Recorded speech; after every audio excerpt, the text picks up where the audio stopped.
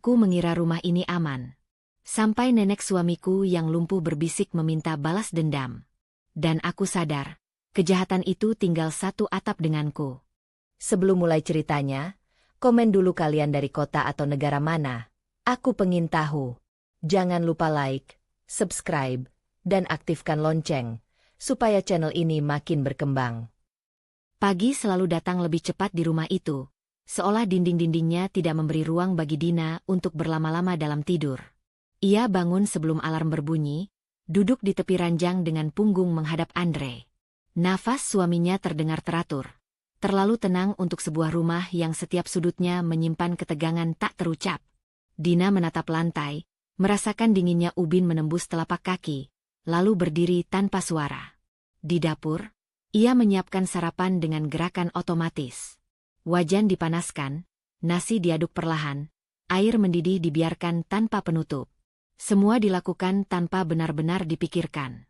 Pikirannya justru tertuju pada kamar di ujung lorong, tempat nenek Yati terbaring sejak pagi hingga malam, sejak hari-hari yang tak pernah dijelaskan secara utuh. Dina melirik ke arah lorong itu. Pintu kamar nenek Yati terbuka sedikit. Dari celahnya, terlihat bayangan tubuh renta yang tak bergerak. Nenek Yati selalu terjaga lebih awal darinya. Mata perempuan tua itu kerap menatap langit-langit, seolah menghitung retakan yang tak pernah berubah. Dina sering merasa tatapan itu menembus dinding, menembus dirinya. Andre muncul di ambang pintu dapur, rambutnya masih berantakan. Ia duduk di kursi tanpa menyapa. Tangannya meraih ponsel, matanya langsung terpaku pada layar. Dina menaruh piring di depannya. Tehnya panas, kata Dina pelan. Andre mengangguk singkat. Tidak ada ucapan terima kasih, tidak ada senyum. Ia menyeruput teh dengan wajah datar. Keheningan kembali menekan ruangan, hanya dipecah oleh bunyi sendok mengenai piring. Dina duduk berhadapan dengannya. Ia mencoba mencari celah untuk berbicara, sekadar menanyakan rencana hari itu, atau menyinggung jadwal kontrol nenek Yati yang sempat tertunda. Namun setiap kali ia membuka mulut, tatapan Andre membuatnya mengurungkan niat. Ada sesuatu di mata suaminya, bukan marah, bukan lelah, melainkan jarak yang sengaja diciptakan. Aku ke belakang sebentar, ujar Andre akhirnya, berdiri sebelum sarapannya habis. Dina mengangguk. Ia mendengar langkah kaki Andre menjauh ke kamar mandi. Ketika suara pintu tertutup, Dina menghela napas panjang. Rasanya seperti setiap percakapan di rumah itu harus diukur, ditimbang, dan akhirnya disimpan sendiri. Setelah membereskan meja, Dina melangkah ke kamar nenek Yati. Ia mengetuk pelan sebelum masuk. Nenek Yati menoleh, matanya yang keruh menatap Dina dengan sorot yang sulit diterjemahkan. Tubuhnya terbaring kaku, selimut rapi menutupi kaki yang tak lagi bisa digerakkan. Pagi, Nek, sapa Dina. Nenek Yati tidak langsung menjawab. Bibirnya bergerak pelan, seolah mencari kata yang tepat. Dina mendekat, membantu menopang bantal agar posisi nenek Yati lebih nyaman. Kamu belum sarapan? Suara nenek Yati serak, nyaris berbisik. Sudah, Nek. Nanti aku buatkan untuk nenek, jawab Dina. Nenek Yati mengangguk kecil. Tangannya yang kurus bergerak, jari-jarinya mencengkeram ujung selimut. Ada kegelisahan di sana. Dina memperhatikan gerakan itu, merasa ada sesuatu yang ingin disampaikan namun tertahan. Andre. Nenek Yati berhenti, menelan ludah. Dia baik-baik saja. Pertanyaan itu terdengar sederhana, tetapi nada di baliknya membuat Dina ragu. Seperti biasa, jawab Dina hati-hati. Nenek Yati memejamkan mata sejenak, lalu membukanya kembali. Tatapannya kini lebih tajam, menatap Dina seolah ingin memastikan sesuatu. Dina menahan diri untuk tidak bertanya lebih jauh. Ia sudah terlalu sering merasakan kejanggalan setiap kali nama Andre disebut di kamar ini. Saat Dina hendak keluar untuk mengambilkan sarapan, nenek Yati memanggilnya lagi. Dina, katanya pelan. Dina berbalik. Iya, Nek. Nenek Yati menggeleng, seakan ragu pada kata-katanya sendiri. Tidak apa-apa. Pergilah. Dina mengangguk, meski dadanya terasa berat. Ia meninggalkan kamar itu dengan perasaan terganjal, seolah ada kalimat yang tertinggal di udara. Hari berjalan lambat. Andre pergi tanpa pamit, hanya meninggalkan pesan singkat di meja. Dina membersihkan rumah, mencuci pakaian, dan sesekali kembali ke kamar Nenek Yati untuk memastikan semuanya baik-baik saja. Setiap kali Dina berada di sana, ia merasakan tekanan yang sama, keheningan yang terlalu padat untuk disebut tenang. Sore menjelang, Dina duduk di ruang tamu dengan secangkir teh yang sudah dingin. Ia menatap jendela, memperhatikan bayangan matahari yang perlahan menghilang di balik atap rumah tetangga. Rumah itu sunyi, tetapi bukan sunyi yang menenangkan. Sunyi itu penuh dengan pertanyaan yang belum berani ia ajukan. Ketika Andre pulang, wajahnya tampak lelah. Ia meletakkan tas tanpa berkata apapun dan langsung menuju kamar. Dina mengikutinya dengan pandangan, ingin bertanya kemana ia pergi, mengapa pulangnya terlambat. Namun kata-kata itu kembali tertahan. Malam datang dengan cepat. Dina berbaring di sisi Andre, memandangi langit-langit yang gelap. Ia mendengar napas suaminya kembali teratur, seolah tidak ada beban apapun yang perlu dibagi. Dari kamar sebelah, terdengar suara Nenek Yati berdehem pelan, seperti panggilan yang tak pernah sampai. Dina memejamkan mata, tetapi pikirannya tetap terjaga. Rumah itu terasa semakin asing baginya, bukan karena dinding atau perabot, melainkan karena jarak yang tumbuh di antara orang-orang di dalamnya. Ada sesuatu yang tidak beres, sesuatu yang perlahan merayap ke dalam kesadarannya.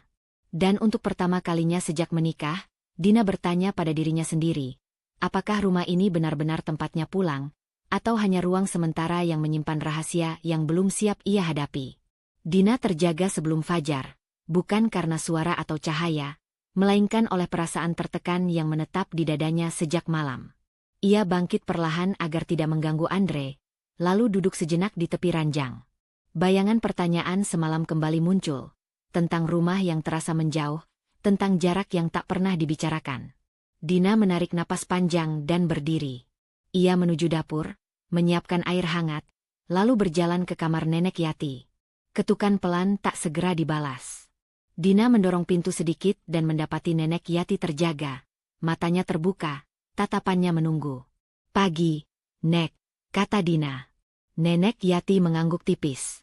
"Kamu tidak tidur nyenyak," ujarnya pelan, seperti sebuah kesimpulan, bukan pertanyaan. Dina tertegun sesaat. "Mungkin," jawabnya singkat. Ia meletakkan gelas di meja kecil dan membantu memposisikan tubuh Nenek Yati agar lebih nyaman. Sentuhan itu dibalas dengan genggaman ringan di pergelangan tangannya. Lemah, namun penuh maksud. "Dina," panggil Nenek Yati lagi. Suaranya bergetar. "Aku perlu bicara. Sekarang." Dina menatap wajah keriput itu, membaca ketegasan yang jarang muncul. Ia duduk di kursi dekat ranjang. "Ada apa, Nek?"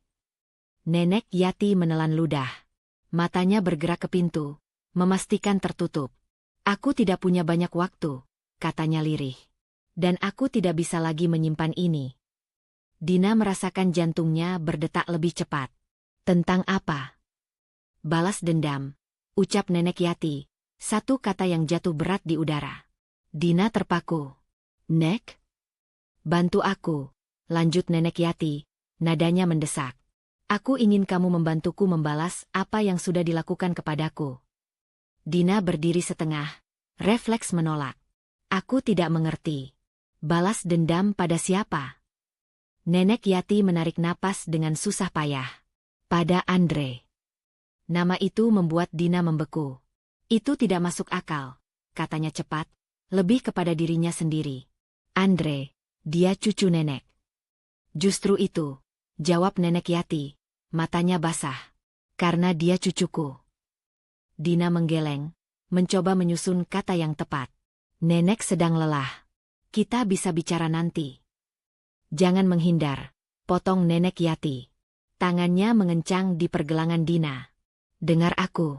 Aku tidak meminta kamu menyakitinya. Aku meminta keadilan." Dina menarik kursi lebih dekat, duduk kembali. "Keadilan untuk apa?" Nenek Yati terdiam sejenak, seolah memilih kata agar tidak runtuh. "Untuk kakiku. Untuk hidupku yang berhenti." Dina menelan ludah. "Nek, aku tidak paham." "Dia yang membuatku seperti ini," kata Nenek Yati, tegas. "Andre." Kata-kata itu bergema di kepala Dina. Ia ingin tertawa, menyangkal, menuduh pikiran Nenek Yati melayang. Namun tatapan di hadapannya terlalu jernih untuk diabaikan. Apa yang Nenek katakan, itu tuduhan berat. Aku tahu, jawab Nenek Yati. Karena itu aku meminta bantuanmu. Kamu satu-satunya yang masih mau mendengarkan. Dina berdiri lagi, kali ini benar-benar bangkit. Aku perlu waktu, katanya cepat. Ini terlalu besar. Pintu kamar terbuka tiba-tiba. Andre berdiri di ambang pintu, wajahnya tegang. Waktu untuk apa? Tanyanya. Dina tersentak. Kamu sudah pulang.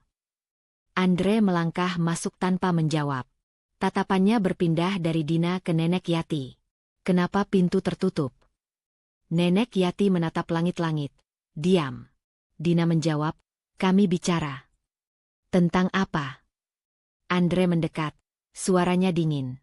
Hal-hal biasa, kata Dina, terlalu cepat. Andre tersenyum tipis, senyum yang tidak mencapai matanya. Nenek tidak boleh terlalu banyak bicara. Dokter, ia berhenti, menghela napas. Nenek capek. Aku tidak capek, potong Nenek Yati pelan. Aku muak. Andre membeku sepersekian detik. Apa maksud Nenek? Nenek Yati menoleh, menatap cucunya dengan sorot tajam. Kamu tahu. Keheningan menebal. Andre tertawa kecil, canggung. Nenek sering bingung, katanya sambil menatap Dina. Kamu jangan terpengaruh. Dina merasakan amarah kecil menyala, bercampur kebingungan. Aku tidak terpengaruh apapun, ujarnya. Aku hanya mendengar. Tidak perlu, jawab Andre cepat. Aku yang urus. Ia meraih lengan Dina, terlalu erat. Dina melepaskan diri. Aku bisa memutuskan sendiri. Andre menatapnya lama, lalu mengendur. Terserah. Tapi jangan membesar-besarkan. Ia berbalik dan keluar, menutup pintu dengan suara yang terlalu keras untuk disebut biasa. Dina kembali duduk, lututnya melemah. Nenek Yati menghela napas panjang. Kamu lihat. Apa? Dina berbisik. Ketakutannya, jawab Nenek Yati. Dia takut kamu tahu. Dina menggeleng pelan. Aku belum tahu apa-apa. Karena kamu belum mau, kata Nenek Yati. Aku tidak memintamu percaya. Aku memintamu membantu. Membantu bagaimana? Tanya Dina, suaranya nyaris hilang. Dengarkan aku. Simpan yang aku katakan. Kumpulkan apa yang kamu lihat, jawab Nenek Yati. Lalu serahkan pada yang berhak. Dina menutup wajahnya dengan kedua tangan. Aku istri Andre. Aku neneknya, balas Nenek Yati lembut. Dan aku korban. Dina mengangkat kepala. Mata mereka bertemu. Di sana ada harapan yang rapuh, menggantung pada keputusan yang belum berani ia ambil. Ketika Dina keluar dari kamar itu, langkahnya terasa berat. Permintaan yang baru saja ia dengar berputar-putar di kepalanya, menuntut jawaban. Ia menyadari satu hal dengan jelas. Sejak pagi itu, rumah yang sudah terasa asing kini memintanya memilih, diam dan aman, atau mendengar kebenaran yang mungkin menghancurkan segalanya. Dina menghabiskan sisa pagi dengan pikiran yang terus berputar. Kata-kata Nenek Yati belum juga mengendap, hanya bergeser ke sudut-sudut kepalanya. Muncul setiap kali ia berhenti bergerak. Ia berusaha kembali pada rutinitas, melipat pakaian, menyapu lantai, menata rak, namun semuanya terasa dilakukan oleh tubuh yang bekerja sendiri, sementara pikirannya mengawasi dari kejauhan. Andre tidak keluar kamar hingga siang. Ketika akhirnya ia muncul, wajahnya datar, nyaris tanpa ekspresi. Dina memperhatikannya dari dapur, pura-pura sibuk mengiris sayur. Andre mengambil segelas air, meminumnya cepat, lalu menatap Dina seolah ingin mengatakan sesuatu.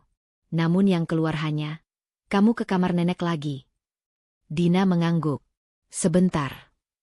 Dia butuh istirahat, ujar Andre. Nada suaranya terdengar biasa, tapi ada ketegangan tipis di sana. Jangan terlalu lama.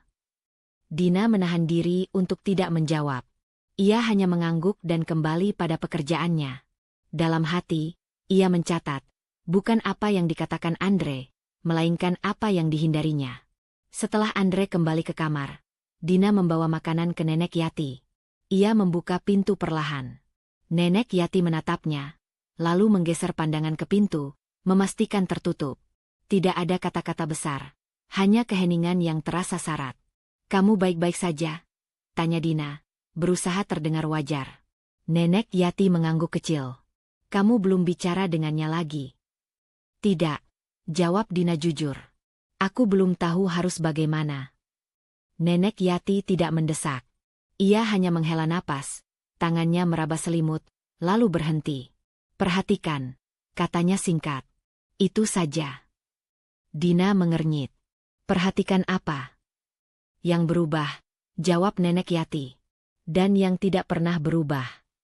Kalimat itu sederhana, namun Dina membawanya keluar dari kamar dengan perasaan terganjal. Ia kembali ke ruang tengah, duduk, dan menatap pintu kamar Andre. Ia teringat bagaimana suaminya menutup pintu dengan keras tadi pagi, bagaimana tatapannya cepat berpaling ketika Nenek Yati menyebut namanya. Semua hal kecil yang sebelumnya terasa sepele kini menuntut perhatian. Sore hari, Andre keluar rumah tanpa penjelasan panjang. "Aku keluar sebentar," katanya sambil mengenakan sepatu. Tidak ada keterangan kemana atau untuk apa. Dina memperhatikannya sampai pintu tertutup. Ia berdiri beberapa detik, lalu mendekat ke pintu kamar Andre. Bukan untuk masuk, hanya berdiri, mendengarkan. Tidak ada suara. Dina kembali ke dapur, mencoba menenangkan diri. Ia tidak ingin menjadi orang yang mencurigai tanpa dasar. Namun perasaan itu tidak bisa diusir begitu saja. Ia mulai menyadari kebiasaan-kebiasaan kecil Andre. Cara ia selalu memastikan pintu kamar Nenek Yati terbuka. Cara ia cepat mengakhiri percakapan jika Dina terlalu lama di sana. Cara ia menyimpan ponselnya menghadap ke bawah. Saat Andre pulang menjelang malam, Dina menyambutnya dengan pertanyaan ringan. "Capek?" Andre mengangguk. "Biasa." "Dari mana?" Dina bertanya, menjaga nada suaranya tetap netral. Andre berhenti sejenak, lalu menjawab, "Urusan kerja." Jawaban itu terdengar seperti tembok, tidak terbuka untuk dilanjutkan.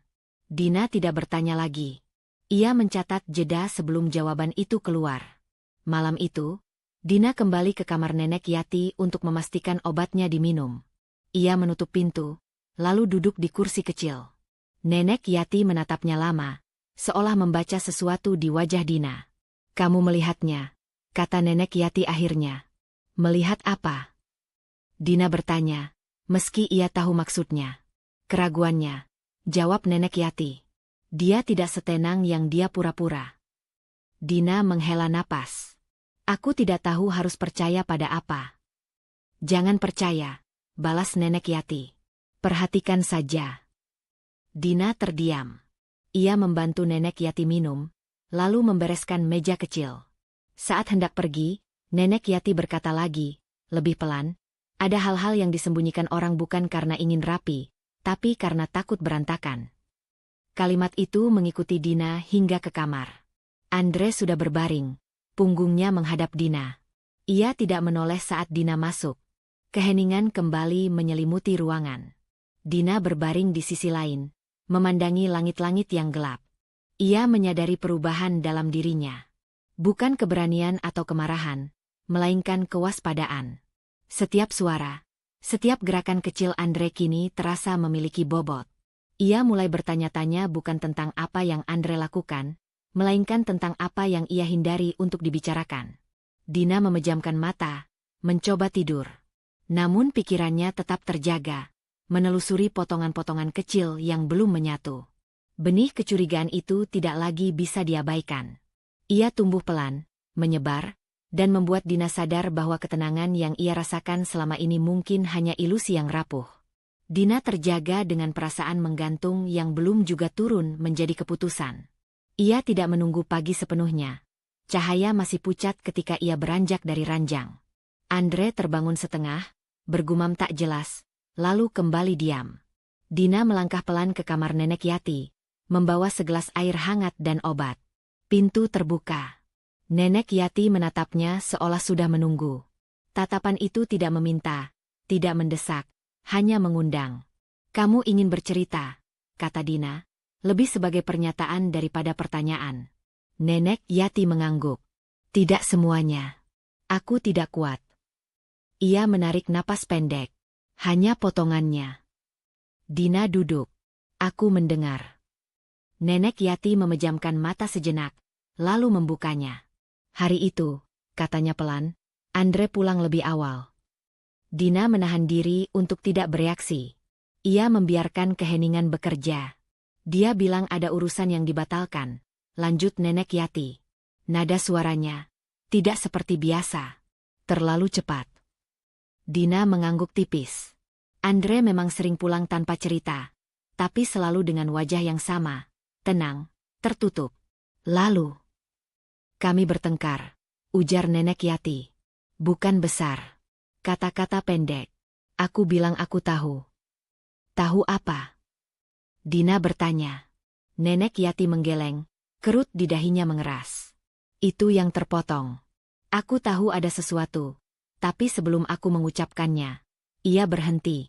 Tangannya meremas selimut. Ada dorongan. Tidak kuat.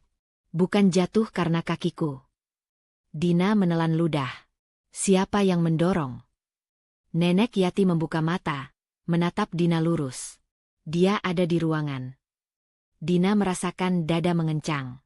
Andre. Nenek Yati tidak mengucap nama. Ia hanya menatap, lalu mengalihkan pandangan ke jendela.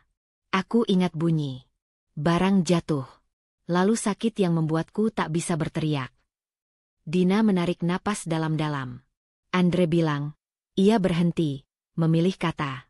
Andre pernah bilang nenek terpeleset saat sendirian. Nenek Yati tersenyum pahit. Sendirian, ulangnya pelan. Itu kata yang mudah. Dina terdiam. Kontradiksi itu jelas, namun Dina menahan diri. Ia tidak ingin memaksa ingatan yang rapuh. Apalagi yang nenek ingat. Lampu, jawab Nenek Yati cepat. Lampu ruang itu mati. Padahal siang. Aku sempat bertanya kenapa gelap. Dina mengerutkan kening. Lampu mati. Ya, kata Nenek Yati. Lalu terang lagi. Seperti ada yang menekan sakelar. Dina mencatat dalam hati. Ia ingat Andre pernah menyebut listrik bermasalah hari itu. Alasan sederhana yang terdengar masuk akal. Terlalu masuk akal. Langkah kaki terdengar di lorong. Dina berdiri refleks, merapikan gelas. Pintu terbuka. Andre muncul dengan handuk di bahu. Kalian bicara apa? Obat, jawab Dina singkat. Andre mendekat, matanya menyapu wajah Nenek Yati. Jangan memaksakan, katanya. Ingat kata dokter. Aku ingat kata-katamu, balas Nenek Yati pelan. Andre tersenyum tipis. Itu bukan hal yang sama. Dina memperhatikan keduanya. Ada jarak yang tidak terlihat, seperti garis yang ditarik cepat lalu disembunyikan. Aku sudah selesai, kata Dina, mengangkat gelas kosong. Nenek perlu istirahat. Andre mengangguk, lalu menatap Dina lebih lama dari biasanya. Kamu jangan mendengar cerita yang membuatmu khawatir. Yang membuatku khawatir adalah kebohongan, jawab Dina, nadanya tenang. Andre tidak membalas. Ia berbalik dan pergi. Pintu menutup tanpa suara keras, justru lebih mengganggu. Dina kembali duduk. Nenek Yati menghela napas panjang. Dia selalu begitu, katanya. Tenang ketika ingin menutup. Dina ragu sejenak, lalu bertanya. Setelah itu, apa yang terjadi? Sunyi, jawab Nenek Yati. Sunyi yang terlalu cepat. Aku ingat dia berdiri dekat pintu. Aku ingin memanggil, tapi suara tidak keluar. Dina merasakan tengkuknya dingin. Apakah ada orang lain? Nenek Yati menggeleng. Tidak. Hanya kami. Apakah Andre menyentuh sesuatu? Dina bertanya hati-hati. Barang. Nenek Yati berpikir. Ada vas, katanya akhirnya. Vas kecil di meja samping. Jatuh. Dina mengangguk. Vas itu masih ada di rumah. Ia ingat pernah membersihkannya. Pecah. Tidak, jawab Nenek Yati. Tapi retak. Dina menyimpan jawaban itu. Ia berdiri, merapikan selimut. Cukup untuk hari ini. Saat Dina keluar, Andre sedang berdiri di dapur, menatap ponselnya. Ia mengangkat kepala. Nenek mengada-ada. Dina menggeleng. Dia mengingat. Andre mendekat setengah langkah. Ingatan bisa salah. Bisa, jawab Dina. Tapi tidak semuanya. Andre tersenyum lagi, lebih tipis. Kamu terlalu banyak memikirkan. Dina tidak menjawab. Ia melewati Andre, menuju ruang tengah. Malam turun pelan. Dina duduk, menatap rak kecil di sudut ruangan. Pandangannya berhenti pada sebuah vas kecil dengan garis halus di sisinya. Retak yang rapi, seolah pernah terjatuh lalu diletakkan kembali dengan hati-hati. Dina berdiri dan mendekat. Ia menyentuh retakan itu dengan ujung jari. Retaknya lama, bukan baru. Dan ia baru ingat satu hal yang membuat dadanya mengencang. Vas itu biasanya diletakkan tinggi, jauh dari jangkauan Nenek Yati. Dina tidak langsung menyinggung vas itu. Ia meletakkannya kembali dengan hati-hati, seolah benda kecil itu bisa mendengar dan mengadu. Malam berlalu tanpa percakapan berarti. Andre berbicara seperlunya. Nada suaranya tetap rata, hampir menenangkan. Justru ketenangan itulah yang membuat Dina waspada. Pagi berikutnya, Andre bangun lebih awal dari biasanya. Ia sudah berpakaian rapi ketika Dina keluar kamar. Aku buatkan sarapan, kata Dina, mengikuti kebiasaan. Tidak usah, jawab Andre cepat. Aku makan di luar. Dina berhenti di ambang dapur. Kamu jarang begitu. Andre meraih kunci, lalu berhenti. Sekarang iya. Ia menoleh. Kamu di rumah saja. Jaga nenek. Perintah itu dibungkus sebagai perhatian. Dina mengangguk, meski ada sesuatu yang terasa dikunci.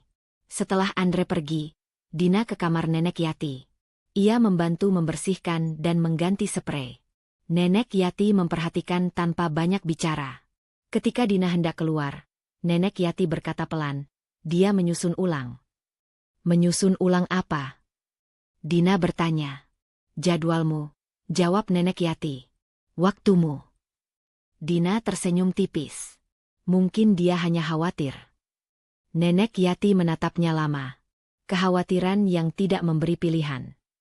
Siang itu, Dina menyadari beberapa hal kecil yang berubah. Kunci lemari obat dipindahkan. Ponsel Andre tak pernah lagi ditinggal di meja. Pintu kamar Nenek Yati selalu dibiarkan terbuka. Cukup terbuka untuk melihat, cukup sempit untuk menghalangi percakapan. Ketika Dina menutupnya, Andre muncul seolah kebetulan. Biar ada sirkulasi, katanya. Dina mengangguk, membiarkan pintu terbuka. Ia menyiapkan makan siang. Andre pulang lebih cepat, duduk di meja sambil menatap jam. Jangan terlalu lama di kamar nenek, ujarnya sambil menyuap. Dia perlu tenang. Tenang atau diam? Dina bertanya, nadanya datar. Andre menatapnya. Kamu lelah. Jangan memelintir. Tidak ada pertengkaran. Hanya batas yang ditegaskan. Sore hari, Dina hendak keluar membeli kebutuhan. Andre berdiri di pintu. Aku ikut. Kamu tadi bilang ada urusan, jawab Dina. Batal, kata Andre singkat. Ia mengambil jaket. Lebih cepat kalau berdua. Di toko, Andre mendorong troli, memilih barang dengan cepat. Dina memperhatikan caranya menempatkan diri di antara Dina dan lorong, seolah tanpa sengaja. Ketika Dina berhenti untuk membaca label, Andre sudah memanggil. Sudah? Di kasir, Andre membayar tanpa bertanya. Di perjalanan pulang, ia menyalakan radio keras-keras. Dina memandang keluar jendela, merasakan ruangnya menyempit. Malam turun. Andre mengatur lampu, mematikan beberapa sudut. Biar hemat, katanya. Dina mengangguk. Ia kembali ke kamar Nenek Yati untuk memberi obat. Andre berdiri di ambang pintu. Di sini saja, katanya. Aku yang masuk. Dina menyerahkan obat. Dari luar, ia mendengar suara Andre, lembut, menenangkan, terlalu sempurna. Dina duduk di ruang tengah, menunggu. Ketika Andre keluar, ia berkata, sudah. Dia bilang apa? Dina bertanya. Dia capek, jawab Andre. Kamu jangan memancing. Aku tidak memancing, kata Dina. Kadang bertanya saja sudah cukup, balas Andre. Malam itu, Andre mengatur jam tidur. Besok kita bangun pagi, katanya. Aku ingin kamu di rumah. Dina menoleh. Aku memang di rumah. Andre tersenyum kecil. Maksudku, jangan kemana-mana. Dina berbaring dengan punggung menghadap Andre. Ia mendengar langkah kaki Andre bangkit, lalu suara kunci diputar pelan di pintu kamar. Dina menahan napas. Kunci itu tidak dikunci penuh, hanya setengah putaran, cukup untuk bunyi kecil yang bisa disangkal sebagai kebiasaan. Kenapa dikunci? Dina bertanya pelan. Angin, jawab Andre. Biar tidak berisik. Dina tidak membalas. Ia memejamkan mata, memusatkan perhatian pada suara rumah. Setiap bunyi kini memiliki arti. Jam dinding, pipa air, langkah Andre yang kembali ke ranjang. Ketika Andre tertidur, Dina membuka mata. Cahaya dari celah pintu menyisakan garis tipis di lantai. Ia teringat vas yang retak, lampu yang mati siang hari, pintu yang kini selalu terbuka atau tertutup sesuai kehendak Andre. Semua tersusun rapi, terlalu rapi. Dina berguling pelan, meraih ponselnya. Tidak ada pesan. Tidak ada catatan. Hanya dirinya dan rumah yang terasa semakin sempit. Ia mematikan layar, menarik selimut hingga ke dada. Perasaan itu kembali, bukan takut yang meledak, melainkan tekanan yang menetap. Seperti mata yang tak terlihat, mengikuti setiap geraknya. Dina memejamkan mata, menyadari bahwa di rumahnya sendiri, ia tidak lagi berjalan bebas. Dina bangun dengan kesadaran penuh akan setiap gerakan kecil di sekitarnya. Ia tidak lagi terkejut oleh kebiasaan baru Andre. Ia mencatatnya. Cara Andre bangun lebih dulu. Cara ia merapikan tempat tidur dengan presisi berlebihan. Cara ia memastikan tirai tertutup sebelum meninggalkan kamar. Semua terasa wajar jika dilihat satu persatu. Bersama-sama, semuanya terasa seperti pola. Ia menunggu Andre pergi sebelum bergerak. Pagi itu, Andre berpamitan singkat dan menutup pintu dengan hati-hati. Dina berdiri beberapa detik, mendengarkan langkah yang menjauh, lalu mulai menjalani hari dengan ritme yang sama seperti kemarin. Tenang di permukaan, penuh perhitungan di dalam. Di dapur, Dina membersihkan rak bawah. Ia memindahkan satu persatu barang yang jarang disentuh.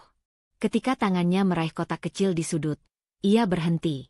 Kotak itu ringan, terbuat dari plastik buram, berisi bohlam cadangan dan kabel. Dina membuka tutupnya.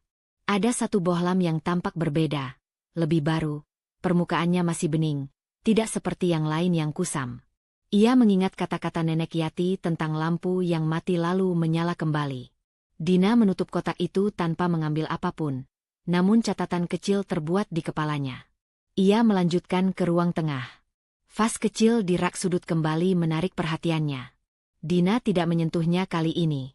Ia hanya memperhatikan garis retaknya, retak halus yang berhenti tepat sebelum bibir vas, seolah benda itu jatuh miring dan tertahan. Dina memiringkan kepala, membayangkan posisi jatuhnya. Vas itu tinggi, beratnya seimbang. Jika jatuh sendiri, retaknya seharusnya berbeda. Pemikiran itu singkat, namun cukup untuk membuat Dina menelan ludah. Dina ke kamar Nenek Yati membawa sarapan. Nenek Yati menatapnya, lalu mengalihkan pandangan ke meja kecil. Dina mengikuti arah pandang itu dan melihat jam kecil di sana. Jam yang jarumnya bergerak, namun waktunya tidak tepat. Jam ini sering berhenti, tanya Dina. Tidak, jawab Nenek Yati. Dulu selalu tepat. Dulu, ulang Dina pelan. Nenek Yati mengangguk. Setelah hari itu, jamnya sering diatur ulang. Diatur oleh siapa? Dina bertanya, nadanya ringan. Nenek Yati tidak menjawab. Ia memejamkan mata sejenak. Dina tidak memaksa. Ia membantu Nenek Yati makan, lalu merapikan meja. Saat mengambil piring, Dina melihat bekas gores kecil di tepi meja. Bekas yang tidak baru, namun jelas pernah diperbaiki. Catnya sedikit lebih tebal di satu sisi. Dina menyentuhnya dengan ujung jari, merasakan tekstur yang tidak rata. Ketika Andre pulang siang itu, Dina memperhatikannya dari jauh. Andre masuk, menggantung jaket, lalu langsung menuju kamar Nenek Yati. Dina tidak mengikuti. Ia menunggu di dapur, mendengarkan nada suara Andre. Tenang, terukur. Terlalu terukur. Andre keluar beberapa menit kemudian. Dia tidur, katanya. Dina mengangguk. Baik. Andre membuka kulkas, lalu menutupnya. Kamu beres-beres hari ini? Iya, jawab Dina. Rak bawah. Andre menoleh cepat. Jangan pindahkan barang-barang lama. Aku tahu letaknya. Sudah aku rapikan kembali, kata Dina, menjaga nada. Andre mengangguk, tapi matanya menyapu dapur, seolah memastikan. Lebih baik kamu fokus ke nenek. Sore hari, Dina mencuci pakaian. Saat memeriksa saku celana Andre, ia menemukan serpihan kecil, pecahan tipis berwarna putih. Bukan kaca jendela, terlalu tebal untuk itu. Dina memegangnya di bawah cahaya. Keramik? Ia membandingkannya dengan ubin kamar mandi, berbeda. Dengan tepi piring di dapur, berbeda. Dina menaruh serpihan itu di telapak tangan, ragu. Ia membilasnya, mengeringkannya, lalu meletakkannya di lipatan kain tanpa suara. Malam datang. Andre duduk menonton, volume rendah. Dina duduk di sisi lain, melipat kain. Ia menyebutkan hal kecil, seolah tak penting. Jam di kamar nenek sering salah. Andre menoleh sekilas. Sudah tua. Jamnya. Dina bertanya. Andre tersenyum tipis. Barang-barang tua suka begitu. Dina mengangguk. Ia tidak menantang. Ia menunggu. Andre kembali menatap layar. Dina merasakan jarak itu, bukan jarak fisik, melainkan jarak penjelasan. Sebelum tidur, Dina ke kamar nenek Yati lagi. Ia memastikan lampu kecil menyala. Nenek Yati membuka mata. Kamu menemukan sesuatu, katanya pelan. Hal kecil, jawab Dina. Belum tentu apa-apa. Nenek Yati mengangguk. Yang kecil sering diabaikan. Dina mematikan lampu utama dan keluar. Di kamar, Andre sudah berbaring. Dina berbaring di sisi lain, memandangi langit-langit. Ia memikirkan bohlam baru di kotak lama, jam yang diatur ulang, retak pada vas, serpihan putih di saku. Tidak ada yang berdiri sendiri sebagai jawaban. Namun bersama-sama, semuanya membentuk pertanyaan yang semakin jelas. Dina bangkit pelan, membuka laci kecil di meja samping ranjang. Ia mengambil amplop kosong. Dengan hati-hati, ia memasukkan serpihan kecil itu ke dalamnya, melipat rapat, lalu menyelipkannya di balik buku catatan yang jarang disentuh. Dina menutup laci, mengembalikan napasnya ke ritme semula. Ia kembali berbaring. Andre bergerak sedikit, lalu diam. Dina memejamkan mata dengan keputusan yang tenang dan dingin. Apapun arti detail-detail itu, ia akan menyimpannya, tidak untuk ditunjukkan, tidak untuk ditanya, hingga saatnya tiba. Lanjutkan Dina menjalani hari dengan kehati-hatian yang semakin halus. Ia tidak lagi bergerak cepat atau terlalu lama di satu tempat. Setiap tindakan dipilih agar tampak wajar, seperti kebiasaan lama yang tak berubah. Namun di dalam dirinya, jarak antara apa yang dilihat dan apa yang dikatakan makin melebar, menekan tanpa suara. Andre lebih sering berada di rumah. Bukan dengan kehadiran yang hangat, melainkan seperti bayangan yang berpindah dari satu sudut ke sudut lain. Ia merapikan barang-barang yang tidak berantakan, menanyakan hal-hal yang sudah ia ketahui jawabannya, dan mengulang kalimat dengan variasi kecil, seakan memastikan tidak ada yang terlewat. Dina menjawab seperlunya, mengangguk pada waktu yang tepat. Lampu kamar nenek jangan dimatikan, kata Andre pagi itu, ketika Dina hendak keluar kamar. Tidak aku matikan, jawab Dina. Andre berhenti di ambang pintu, menoleh. Bagus. Kata itu terdengar seperti penilaian, bukan persetujuan. Di dapur, Dina menyeduh teh. Tangannya gemetar tipis saat menuang air panas, namun ia menahan diri. Andre duduk di meja, memerhatikan. Dina merasakan tatapannya tanpa perlu menoleh. Kamu kelihatan capek, kata Andre. Sedikit, jawab Dina. Jangan memaksakan, lanjut Andre. Aku bisa urus nenek. Dina menatapnya. Aku tidak memaksakan. Andre tersenyum singkat, lalu berdiri. Aku hanya khawatir. Kekhawatiran itu terasa seperti pagar yang dipasang semakin rapat. Dina membiarkannya berdiri di sana, tidak menantang, tidak mendekat. Menjelang siang, Dina ke kamar Nenek Yati. Pintu terbuka setengah, seperti biasa. Dina mengetuk ringan, lalu masuk. Nenek Yati menatap jendela, bahunya kaku. Ketika Dina mendekat, Nenek Yati menggenggam pergelangan tangannya. "Dia ada di mana?" bisik Nenek Yati. "Di luar," jawab Dina pelan. "Kenapa, Nek?" Nenek Yati menelan ludah. "Aku dengar langkahnya." "Langkah?" Dina menoleh ke pintu. "Tidak sekarang," kata Nenek Yati cepat. "Tadi." Dina duduk, menurunkan suara. "Apa yang Nenek dengar?" "Dia berhenti lama di depan pintu," jawab Nenek Yati.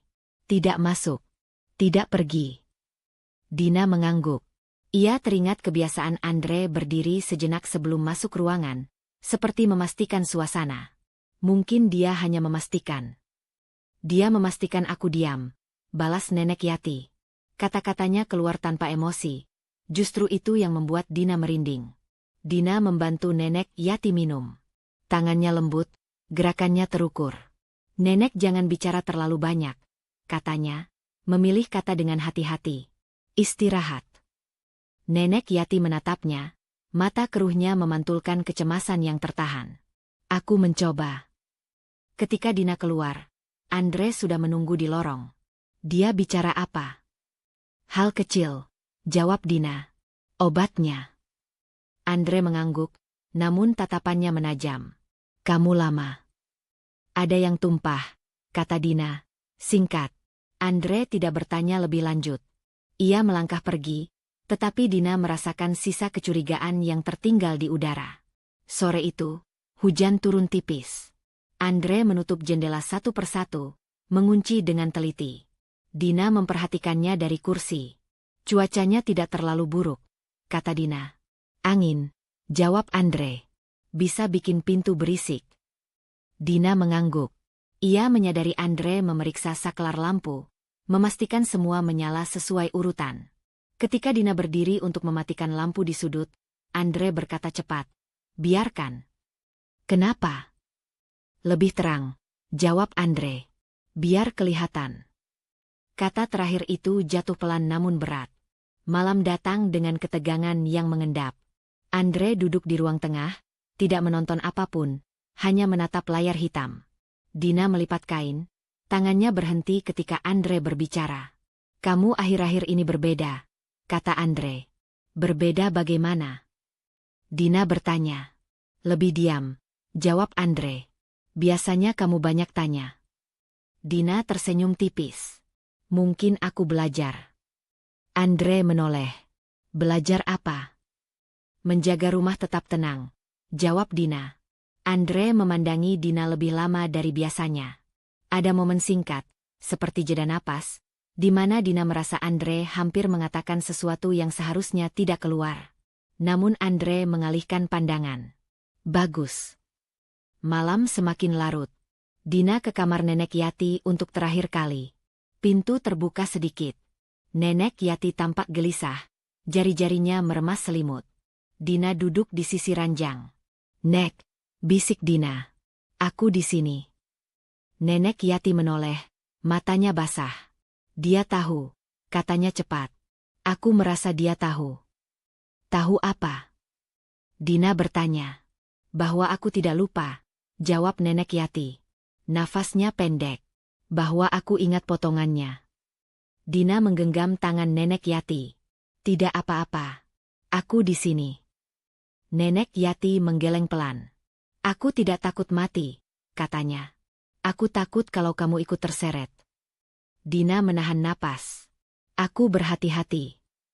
"Dia mendengar," bisik Nenek Yati. "Aku dengar lantai berderit tadi malam." Dina menoleh ke pintu. Tidak ada apa-apa.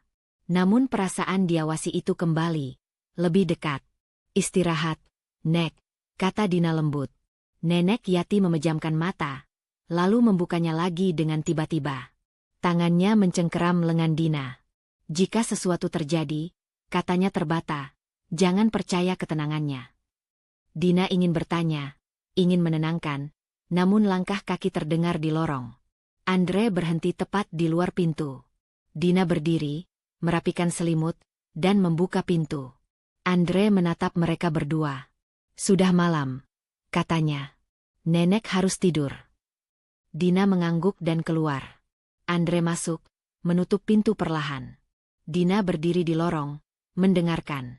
Tidak ada suara, hanya keheningan yang terlalu rapi. Ketika Dina kembali ke kamar, ia berbaring dengan mata terbuka. Dari kamar sebelah, terdengar suara nenek Yati bernafas tidak teratur, pendek, terputus. Dina meremas ujung selimut, menyadari bahwa ketakutan itu tidak lagi tersembunyi. Ia telah berpindah tangan, menetap di dada nenek Yati, menunggu sesuatu yang tak berani diucapkan. Pagi datang tanpa tanda yang jelas. Tidak ada perubahan cahaya yang terasa menenangkan, hanya rutinitas yang bergerak dengan langkah hati-hati. Dina bangun lebih dulu. Ia menyiapkan sarapan seperti biasa, memilih menu yang sama agar tidak memancing komentar. Ketika Andre keluar kamar, ia menyapanya dengan nada netral. "Kopi?" tanya Dina. Andre mengangguk. "Seperti biasa." Mereka duduk berhadapan. Andre menatap cangkirnya lebih lama dari yang diperlukan. Dina memperhatikan gerakannya dari sudut mata, menunggu momen yang terasa tertunda sejak malam sebelumnya. "Aku ingin bicara," kata Andre akhirnya. Dina mengangkat kepala, memasang ekspresi waspada yang ia lunakkan dengan senyum kecil. "Tentang apa?" "Tentang nenek," jawab Andre. "Dan tentang kita." Dina mengangguk pelan. Ia menahan diri untuk tidak terlihat terlalu siap. "Aku mendengarkan." Andre menarik napas, lalu mengembuskannya perlahan. "Aku tahu kamu merasa aku mengontrol. Aku tidak bermaksud begitu." "Lalu maksudmu apa?" Dina bertanya lembut. "Aku hanya ingin melindungi," kata Andre. "Kondisi nenek sensitif. Rumah ini butuh keteraturan." Dina menatapnya, membiarkan jeda menggantung. "Keteraturan itu penting," katanya. "Setuju setengah." Andre melanjutkan, suaranya direndahkan. "Tentang kejadian dulu, ada hal-hal yang tidak ingin kuingat." Dina merasakan detak jantungnya naik, tetapi wajahnya tetap tenang. "Kejadian apa?" Andre menggeser kursinya, mendekat. "Malam itu, nenek jatuh. Aku panik. Aku tidak tahu harus bagaimana." "Jatuh?" Dina mengulang, pelan. "Ya," jawab Andre cepat. "Aku tidak langsung menemukan bantuan. Aku membuat keputusan yang buruk karena takut." Dina mengangguk, seolah menerima. "Keputusan seperti apa?" Andre menatap lantai. "Aku menggesernya ke tempat tidur. Aku pikir, akan lebih baik jika dia istirahat dulu." Dina merasakan ada celah dalam cerita itu. Ia tidak mengisinya. "Dan setelah itu?" "Setelah itu semuanya kacau," kata Andre. "Aku menyalahkan diriku sendiri." Dina menyentuh tangan Andre sebentar. "Kamu tidak sendirian." Andre menoleh, ekspresinya melembut. "Kamu mengerti, kan? Aku tidak jahat." "Aku tahu," jawab Dina. Kata-kata itu terasa pahit, tetapi ia ucapkan dengan nada meyakinkan. Andre tersenyum tipis. "Aku khawatir nenek memutarbalikkan ingatan karena sakitnya." Dina mengangguk. "Ingatan bisa rapuh. Makanya aku ingin kamu percaya padaku," kata Andre. "Jangan dengarkan bisikan yang tidak jelas." Dina menarik tangannya kembali perlahan. "Aku percaya." Kata itu keluar tanpa ragu. Andre terlihat lega. Ia berdiri, merapikan bajunya, seakan beban di pundaknya berkurang. "Terima kasih." Setelah Andre pergi ke kamar nenek, Dina membereskan meja. Tangannya bergerak cepat, pikirannya lebih cepat. Ia mengulang pengakuan Andre, menimbang setiap celah. Tidak ada pengakuan tentang penyebab utama. Tidak ada alasan jelas mengapa bantuan tidak dipanggil. Tidak ada penjelasan tentang waktu yang hilang. Siang hari, Dina masuk ke kamar nenek Yati. Andre sedang di luar. Nenek Yati menatap Dina dengan cemas yang tertahan.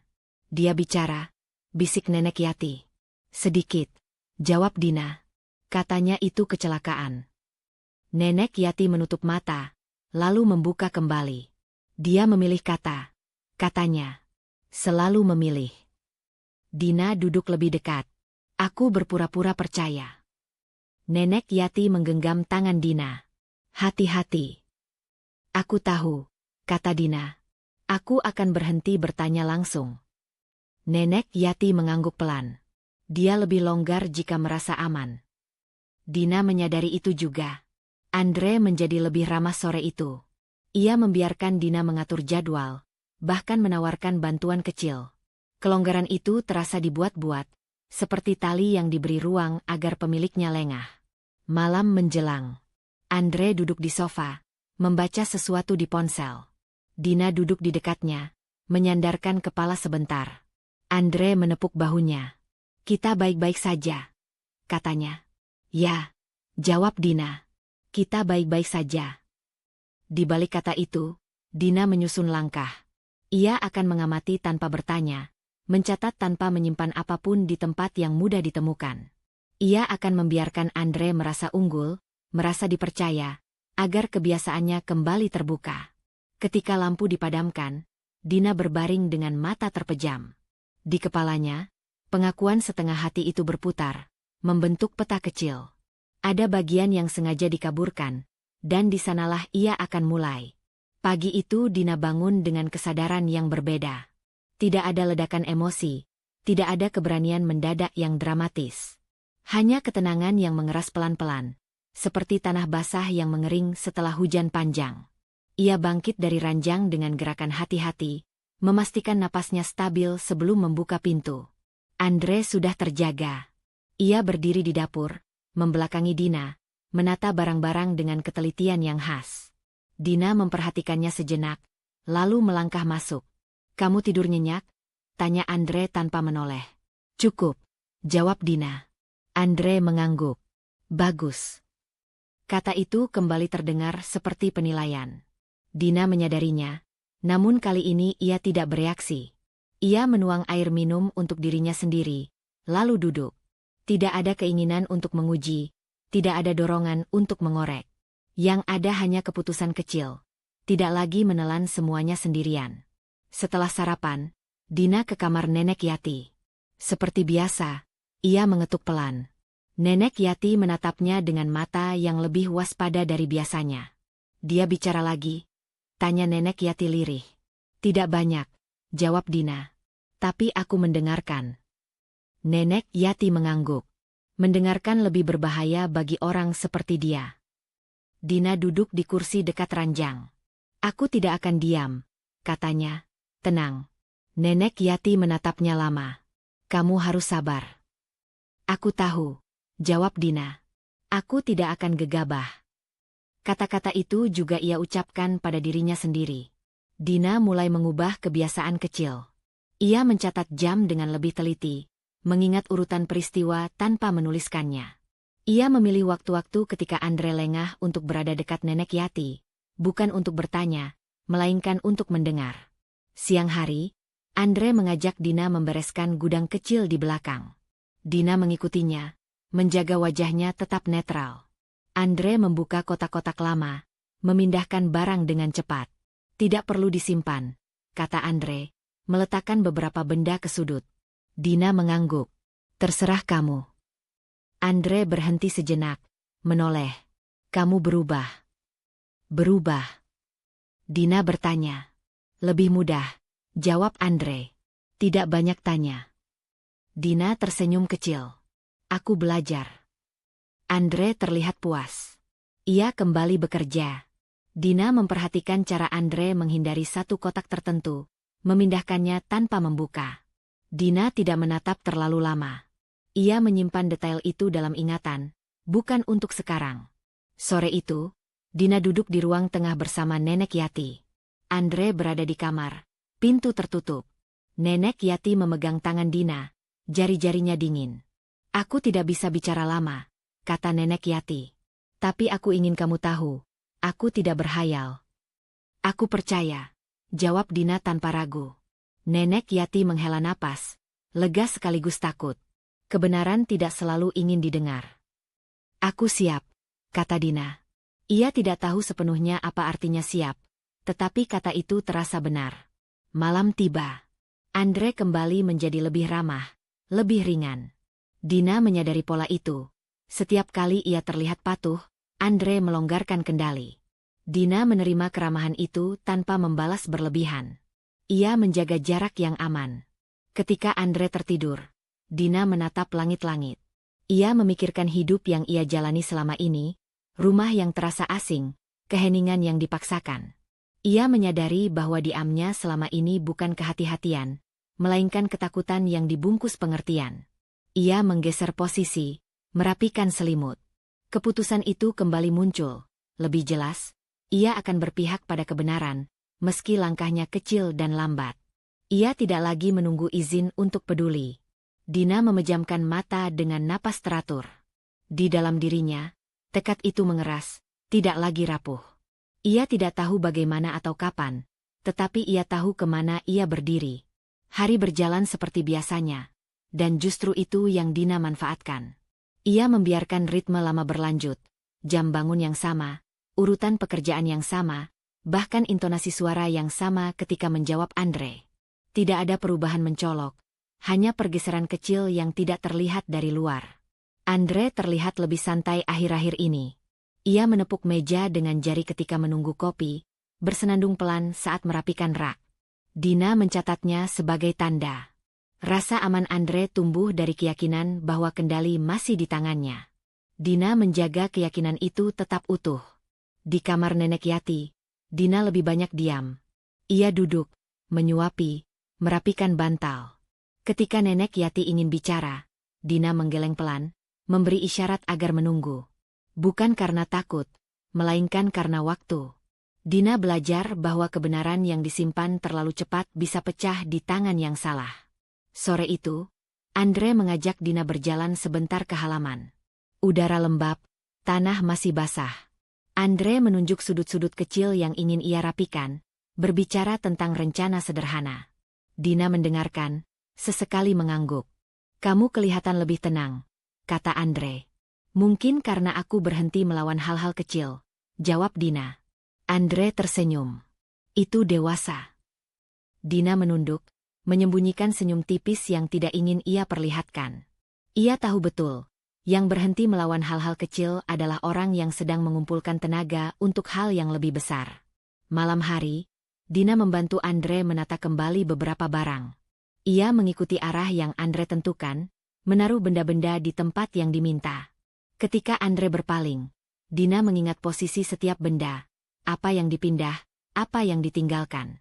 Tidak ada yang ia sentuh tanpa alasan. Saat Andre masuk kamar mandi, Dina melangkah ke lorong. Ia berdiri sejenak, mendengarkan. Tidak ada suara selain aliran air. Dina masuk ke kamar Nenek Yati dengan langkah ringan. Nenek Yati menatapnya, seolah sudah menunggu. "Bukan sekarang," bisik Dina, sangat pelan. "Aku hanya ingin memastikan." Nenek Yati mengangguk, memahami. Dina merapikan selimut, menyelipkan bantal, lalu menyentuh pergelangan tangan Nenek Yati. Sebuah tekanan singkat, isyarat yang mereka sepakati tanpa kata. "Aku ada."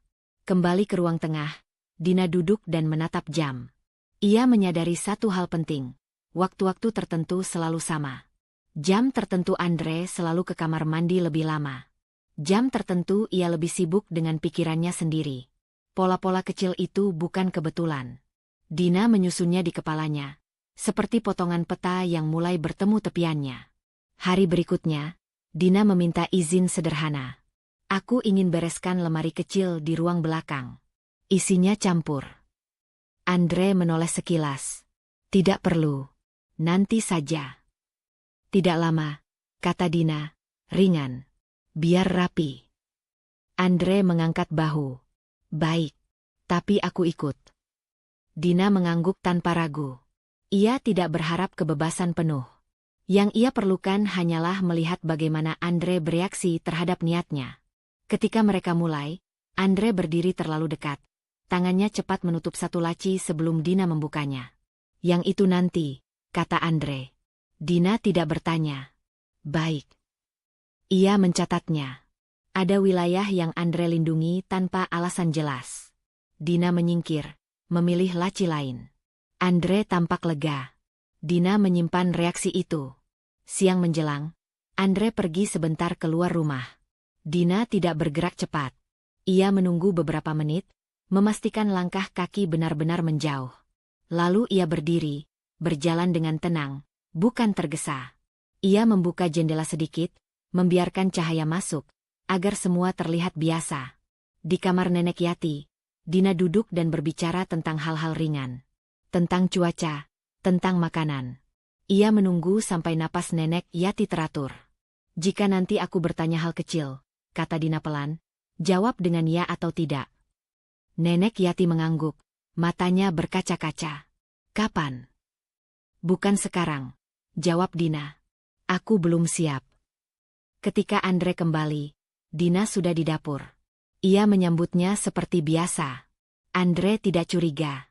Malam itu, Dina tidur dengan mata terpejam, tetapi pikirannya bergerak. Ia mengulang pola, menyusun urutan. Rencana itu tidak pernah ia sebut sebagai rencana. Baginya, itu hanya serangkaian pilihan yang dibuat dengan tenang. Pagi berikutnya, Dina bangun lebih awal. Ia menyiapkan sarapan, memastikan semuanya tampak normal. Saat Andre masih di kamar mandi, Dina melangkah ke ruang belakang. Ia berdiri di depan lemari kecil yang kemarin ditunda. Tangannya berhenti sejenak di gagang laci yang sama.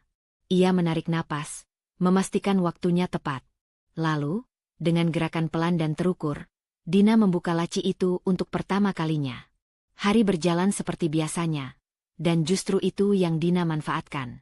Ia membiarkan ritme lama berlanjut, jam bangun yang sama, urutan pekerjaan yang sama, bahkan intonasi suara yang sama ketika menjawab Andre. Tidak ada perubahan mencolok, hanya pergeseran kecil yang tidak terlihat dari luar. Andre terlihat lebih santai akhir-akhir ini. Ia menepuk meja dengan jari ketika menunggu kopi, bersenandung pelan saat merapikan rak. Dina mencatatnya sebagai tanda. Rasa aman Andre tumbuh dari keyakinan bahwa kendali masih di tangannya. Dina menjaga keyakinan itu tetap utuh. Di kamar Nenek Yati, Dina lebih banyak diam. Ia duduk, menyuapi, merapikan bantal. Ketika Nenek Yati ingin bicara, Dina menggeleng pelan, memberi isyarat agar menunggu. Bukan karena takut, melainkan karena waktu. Dina belajar bahwa kebenaran yang disimpan terlalu cepat bisa pecah di tangan yang salah. Sore itu, Andre mengajak Dina berjalan sebentar ke halaman. Udara lembab, tanah masih basah. Andre menunjuk sudut-sudut kecil yang ingin ia rapikan, berbicara tentang rencana sederhana. Dina mendengarkan, sesekali mengangguk. Kamu kelihatan lebih tenang, kata Andre. Mungkin karena aku berhenti melawan hal-hal kecil, jawab Dina. Andre tersenyum. Itu dewasa. Dina menunduk, menyembunyikan senyum tipis yang tidak ingin ia perlihatkan. Ia tahu betul, yang berhenti melawan hal-hal kecil adalah orang yang sedang mengumpulkan tenaga untuk hal yang lebih besar. Malam hari, Dina membantu Andre menata kembali beberapa barang. Ia mengikuti arah yang Andre tentukan, menaruh benda-benda di tempat yang diminta. Ketika Andre berpaling, Dina mengingat posisi setiap benda, apa yang dipindah, apa yang ditinggalkan. Tidak ada yang ia sentuh tanpa alasan. Saat Andre masuk kamar mandi, Dina melangkah ke lorong. Ia berdiri sejenak, mendengarkan. Tidak ada suara selain aliran air. Dina masuk ke kamar Nenek Yati dengan langkah ringan. Nenek Yati menatapnya, seolah sudah menunggu. Bukan sekarang, bisik Dina, sangat pelan. Aku hanya ingin memastikan. Nenek Yati mengangguk, memahami. Dina merapikan selimut, menyelipkan bantal, lalu menyentuh pergelangan tangan Nenek Yati. Sebuah tekanan singkat, isyarat yang mereka sepakati tanpa kata. Aku ada. Kembali ke ruang tengah, Dina duduk dan menatap jam. Ia menyadari satu hal penting. Waktu-waktu tertentu selalu sama. Jam tertentu Andre selalu ke kamar mandi lebih lama. Jam tertentu ia lebih sibuk dengan pikirannya sendiri. Pola-pola kecil itu bukan kebetulan. Dina menyusunnya di kepalanya, seperti potongan peta yang mulai bertemu tepiannya. Hari berikutnya, Dina meminta izin sederhana. Aku ingin bereskan lemari kecil di ruang belakang. Isinya campur. Andre menoleh sekilas. Tidak perlu. Nanti saja. Tidak lama, kata Dina, ringan. Biar rapi. Andre mengangkat bahu. Baik. Tapi aku ikut. Dina mengangguk tanpa ragu. Ia tidak berharap kebebasan penuh. Yang ia perlukan hanyalah melihat bagaimana Andre bereaksi terhadap niatnya. Ketika mereka mulai, Andre berdiri terlalu dekat. Tangannya cepat menutup satu laci sebelum Dina membukanya. Yang itu nanti, kata Andre. Dina tidak bertanya. Baik. Ia mencatatnya. Ada wilayah yang Andre lindungi tanpa alasan jelas. Dina menyingkir, memilih laci lain. Andre tampak lega. Dina menyimpan reaksi itu. Siang menjelang, Andre pergi sebentar keluar rumah. Dina tidak bergerak cepat. Ia menunggu beberapa menit, memastikan langkah kaki benar-benar menjauh. Lalu ia berdiri, berjalan dengan tenang, bukan tergesa. Ia membuka jendela sedikit, membiarkan cahaya masuk, agar semua terlihat biasa. Di kamar Nenek Yati, Dina duduk dan berbicara tentang hal-hal ringan. Tentang cuaca, tentang makanan. Ia menunggu sampai napas Nenek Yati teratur. Jika nanti aku bertanya hal kecil, kata Dina pelan, jawab dengan ya atau tidak. Nenek Yati mengangguk, matanya berkaca-kaca. Kapan? Bukan sekarang, jawab Dina. Aku belum siap.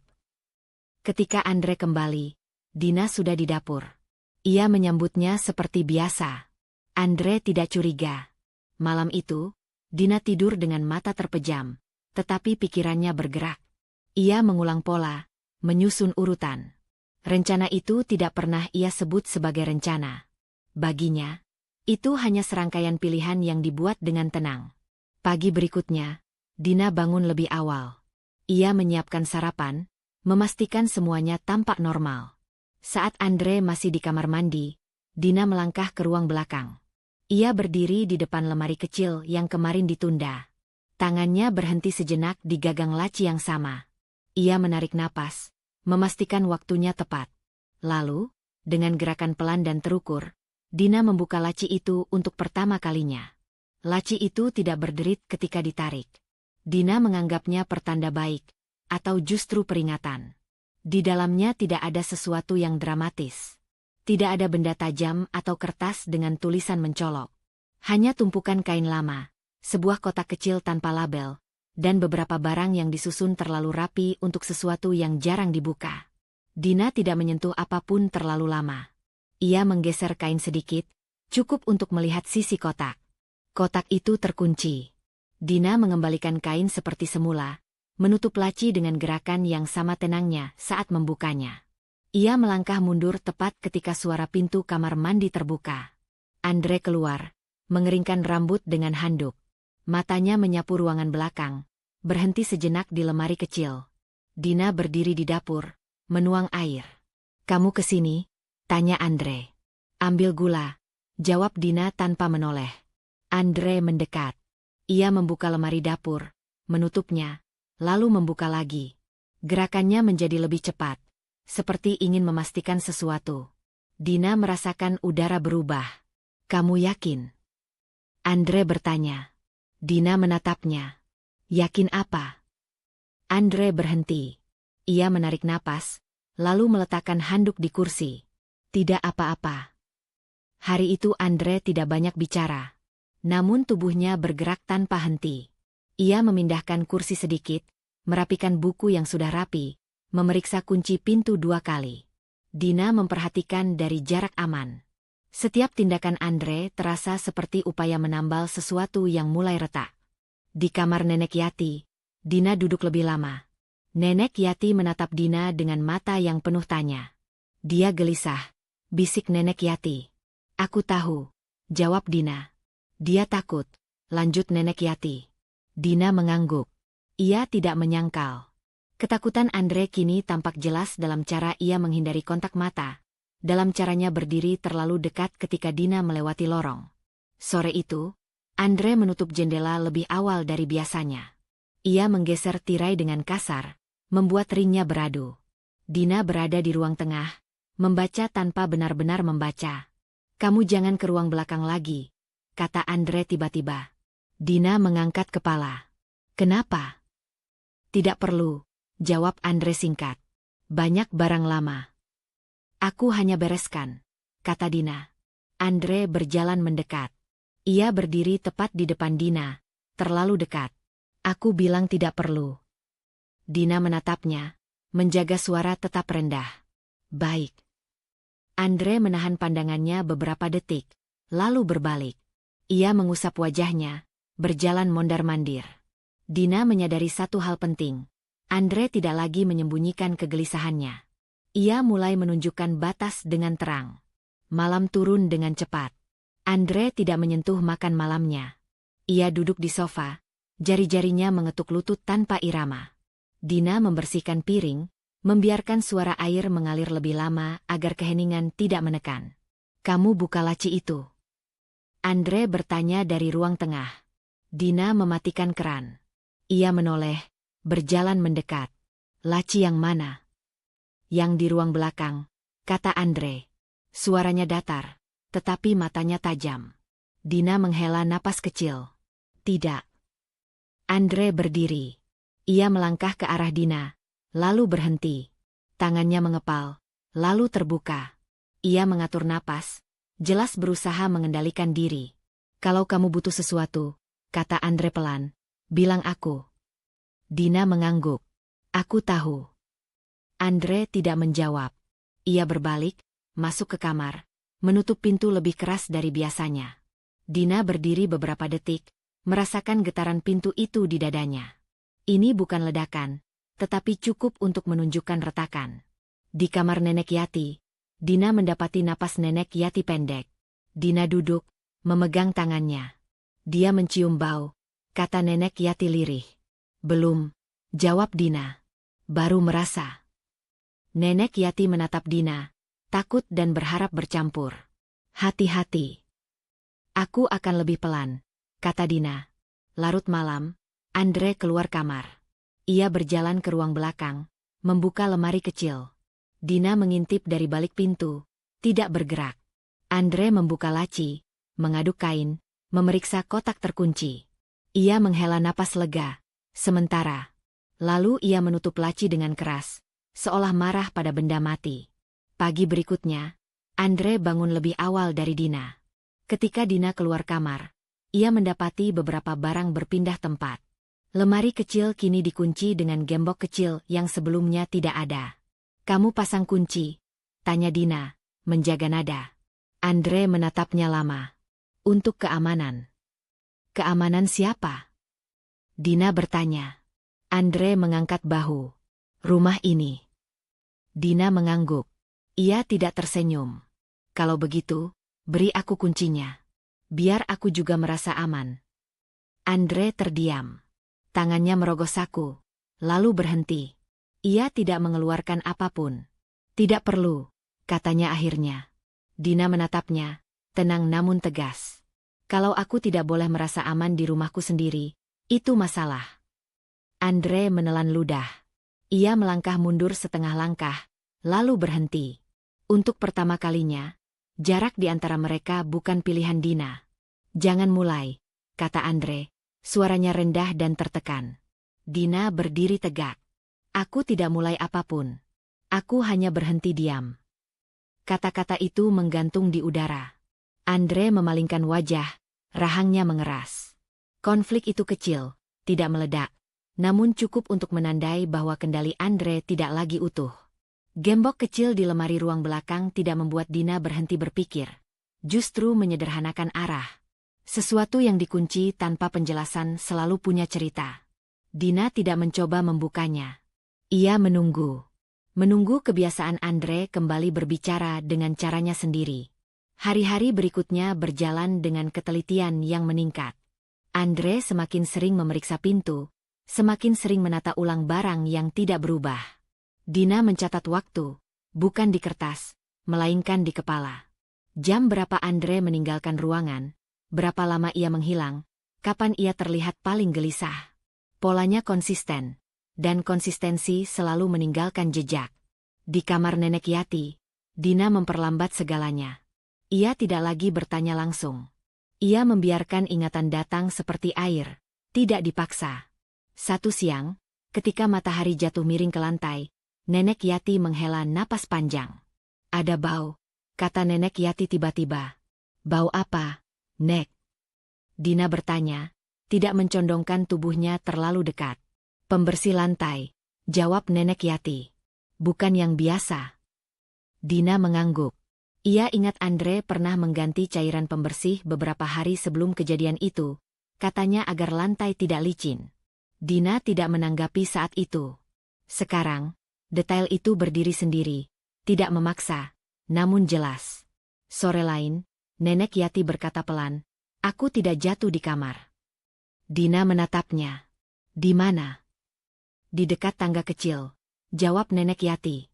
Aku ingat pegangan dingin. Bukan kayu. Pegangan tangga kecil di ruang belakang memang dari besi, dingin meski siang. Dina menelan napas. Ia tidak menunjukkan reaksi. Terima kasih, katanya saja. Potongan-potongan itu tidak pernah berdiri sebagai pengakuan. Mereka adalah kesan, tekstur, bau, suhu, hal-hal yang sulit dipalsukan oleh pikiran yang rapuh. Dina menyusunnya dengan tenang. Malam itu, Andre kembali memeriksa lemari terkunci. Dina melihat dari kejauhan, tidak bersembunyi, tidak mendekat. Andre membuka gembok, mengeluarkan kotak kecil, lalu menutupnya kembali dengan cepat. Gerakannya tergesa, namun terlatih. Esok paginya, Dina menawarkan bantuan. Aku ingin membersihkan ruang belakang. Aku tidak akan membuka apapun. Andre menatapnya, ragu. Tidak perlu. Aku hanya menyapu, kata Dina. Aku akan tinggalkan lemari itu. Andre mempertimbangkan, lalu mengangguk. Cepat. Dina menyapu dengan gerakan rapi. Ia tidak mendekati lemari. Namun dari sudut mata, ia melihat sesuatu yang sebelumnya tidak ada. Bekas gesekan di lantai, tipis, lurus, menuju sudut tempat Nenek Yati pernah berkata ia berada. Bekas itu seperti jejak benda berat yang digeser singkat. Dina berhenti menyapu, berlutut, menyentuh lantai. Tidak lama. Cukup untuk memastikan. Lalu ia berdiri, menyelesaikan pekerjaannya, dan keluar tanpa komentar. Di kamar tidur, Dina duduk sendirian. Ia memutar ulang malam kejadian itu dari potongan yang kini utuh. Bau pembersih yang berbeda, lantai yang licin, pegangan besi yang dingin, jejak geseran, keputusan Andre yang buruk untuk memindahkan Nenek Yati tanpa bantuan. Semua masuk akal tanpa perlu ditambah-tambahi. Satu potongan terakhir datang tanpa dicari. Malam itu, Andre berbicara sambil membelakangi Dina. Aku menyesal. Menyesal apa? Dina bertanya, lembut. Tidak memanggil bantuan, jawab Andre. Aku pikir aku bisa mengatasinya sendiri. Dina mengangguk. Ia tidak bertanya kenapa. Ia tidak perlu. Pengakuan setengah itu kini menemukan tempatnya di antara potongan lain. Di kamar Nenek Yati, Dina duduk dan berkata pelan, aku mengerti. Nenek Yati menatapnya, mata tua itu berkaca. Akhirnya, Dina memegang tangan Nenek Yati, merasakan genggaman yang lebih tenang. Tidak ada lagi kebingungan di sana, hanya kelelahan yang dilepaskan. Malam menutup rumah dengan sunyi yang berbeda. Dina berbaring dan memejamkan mata. Tidak ada lagi pertanyaan yang berputar. Semua potongan telah menyatu, rapi dan masuk akal. Di dalam dadanya, kepastian itu berdiri kokoh. Bukan kemarahan, bukan ketakutan, melainkan keyakinan yang tenang. Pagi itu rumah terasa terlalu rapi. Bukan rapi yang menenangkan, melainkan rapi yang menekan. Seperti seseorang yang menyusun barang bukan untuk keindahan, tetapi untuk menutup jejak. Dina bergerak perlahan, memastikan suaranya tidak memantul berlebihan. Andre duduk di ruang tengah, menatap jendela tanpa benar-benar melihat keluar. Nek sudah bangun, kata Dina. Andre mengangguk tanpa menoleh. Bagus. Dina berhenti sejenak. Aku ingin kita bicara. Bertiga. Andre menoleh cepat. Ada kilatan waspada di matanya. Sekarang. Jawab Dina, datar. Andre berdiri, merapikan bajunya. Tidak perlu dibesar-besarkan. Dina tidak menjawab. Ia berjalan ke kamar Nenek Yati. Pintu terbuka, cahaya masuk miring. Nenek Yati duduk dengan punggung disangga bantal, wajahnya tenang namun tegang. Dina berdiri di samping ranjang, Andre di dekat pintu, jarak yang sengaja dipilihnya. "Kamu ingin bicara apa?" tanya Andre. Suaranya dijaga tetap rendah. Dina menatapnya. "Tentang malam itu." Andre menghela napas, langkahnya maju setengah. "Aku sudah bilang." "Aku tahu," potong Dina. "Kamu bilang itu kecelakaan. Kamu bilang kamu panik." Andre menutup mulut, lalu membuka lagi. "Itu yang terjadi." Dina mengangguk. "Mari kita susun ulang, pelan-pelan." Andre mengernyit. "Untuk apa?" "Untuk memastikan," jawab Dina. Ia menoleh ke Nenek Yati. "Nek, aku akan bertanya hal sederhana. Jawab pelan." Nenek Yati mengangguk. "Apakah lantai malam itu licin?" tanya Dina. "Ya," jawab Nenek Yati. Andre menggerakkan rahangnya. "Aku membersihkan sore sebelumnya." Dina menatapnya. Dengan cairan yang berbeda. Andre membeku sepersekian detik. "Aku hanya..." "Pegangan apa yang nenek sentuh?" Dina melanjutkan, tidak memberi ruang. "Besi," kata Nenek Yati. Andre menoleh tajam ke Nenek Yati. "Nenek salah ingat." Nenek Yati menggeleng. "Dingin." Dina melangkah satu langkah ke depan. Di ruang belakang. Andre tertawa kecil, terdengar dipaksakan. "Kamu menyimpulkan dari bau dan perasaan." "Dari jejak geseran di lantai," kata Dina. "Dari cara kamu mengunci lemari setelahnya. Dari caramu memilih kata saat menyesal." Andre mendekat, suaranya mengeras. "Kamu menuduhku." "Aku menyusun," jawab Dina tenang, tanpa menambah apapun. Andre mengusap wajahnya. "Aku tidak menyakiti siapapun." Dina menatapnya lurus. "Kamu membuat pilihan." Sunyi jatuh. Andre menoleh ke Nenek Yati. Suaranya melunak tiba-tiba. "Aku hanya ingin melindungi." "Melindungi siapa?" tanya Dina. Andre membuka mulut, lalu menutupnya. Tangannya mengepal, lalu terbuka lagi. Ia berjalan mondar-mandir, berhenti di dekat jendela. "Aku tidak memanggil bantuan karena takut." "Takut apa?" Dina mendesak, tetap tenang. "Takut kehilangan kendali," kata Andre akhirnya. "Takut disalahkan." Nenek Yati menatapnya lama. "Kamu lebih takut pada dirimu sendiri," katanya pelan. Andre berbalik. Nenek tidak mengerti. "Aku mengerti," jawab Nenek Yati. "Kamu menggeserku. Kamu meninggalkanku." Andre terdiam. Nafasnya tidak teratur. "Aku pikir aku bisa memperbaikinya." "Dengan diam?" tanya Dina. Andre menunduk. "Dengan waktu." Dina menggeleng. "Waktu tidak menyembuhkan keputusan." Andre melangkah mendekat ke ranjang. "Aku tidak bermaksud." "Tidak bermaksud bukan tidak terjadi," kata Dina. Andre menatap Dina, mata merah. "Kamu berdiri di pihak siapa?" Dina menjawab tanpa ragu. "Kebenaran." Andre tertawa pendek, pahit. "Kebenaran versi siapa?" Dina menoleh ke Nenek Yati. Versi yang tidak berubah meski ditanya pelan. Andre terduduk di kursi. Bahunya turun. "Aku tidak berniat mencelakai. Namun akibatnya ada," kata Dina. "Dan kamu memilih menutupinya." Andre menutup wajahnya dengan tangan. Suaranya pecah. "Aku takut." Dina tidak mendekat. Takut itu manusiawi. Menyembunyikan akibatnya bukan. Nenek Yati menarik napas panjang. "Aku tidak meminta balas dendam," katanya. "Aku meminta kamu berhenti bersembunyi." Andre mengangkat kepala, mata berkaca. "Aku tidak tahu harus bagaimana." Dina menjawab pelan, tegas. Dengan mengakui sepenuhnya. Andre menelan ludah. Ia menatap lemari terkunci di benaknya, pada malam yang berulang. "Aku membersihkan lantai terlalu banyak. Aku menyuruhnya diam. Aku memindahkannya karena panik. Aku tidak memanggil bantuan." Kata-kata itu jatuh satu persatu. tanpa hiasan. Pertahanannya runtuh bukan oleh teriakan, melainkan oleh keheningan yang tak lagi bisa ia isi dengan alasan.